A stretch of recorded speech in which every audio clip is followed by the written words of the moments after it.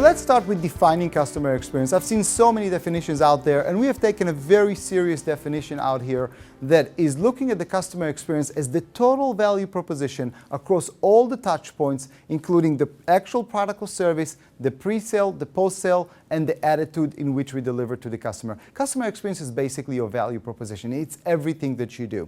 And when we look at defining the customer experience, let's take an example. Let's say you go into a restaurant and you're ordering a steak. You're in a bit of a rush. So you're ordering your steak and you want it in 10 minutes and you want it medium well. It arrives medium well in 9 minutes. Technically, from an experience attributes, you received exactly what you asked for. However, the face on this vegetarian waitress, when she's throwing at you that steak and saying, "Go ahead, you carnivore, did you know how many cows did we have to kill for you?" And now all of a sudden, your appetite disappeared. Why? Because the experience is not just the physical attributes, it's also the attitudes. And what we found out is the experience really resides not only in the expectations of customers, but also in the convictions of employees.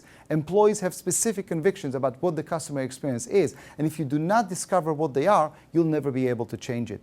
So what is customer experience management? We define customer experience management as the science and art of managing all the interactions with customer across all the touch points. So some of you will probably wonder, why do we use the word art? Science is quite clear, but where's the art? Let me tell you. Science is when we listen to customer complaints and we fix them. But at this point, we are not creating anything new. We're just meeting the expectations. Art is when we need to delight the customers. That's when we need to exceed their expectations. And customers will not be able to tell you how to surprise them. They will be able to tell you what's wrong, but they will not be able to tell you how to surprise them. And that is really where the wow domain comes in. Wow is all about impressing and surprising customers. And to do that, you need to apply the art and balance it with the science. The best litmus test for customer experience is really memories. You see this chair? There's no Wi-Fi connection there.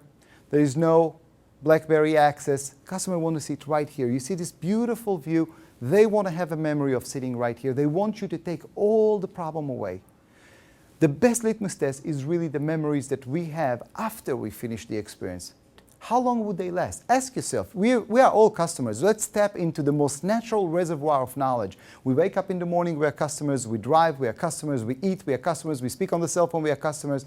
Let's tap into that. You know which companies have delighted you, which companies disappointed you.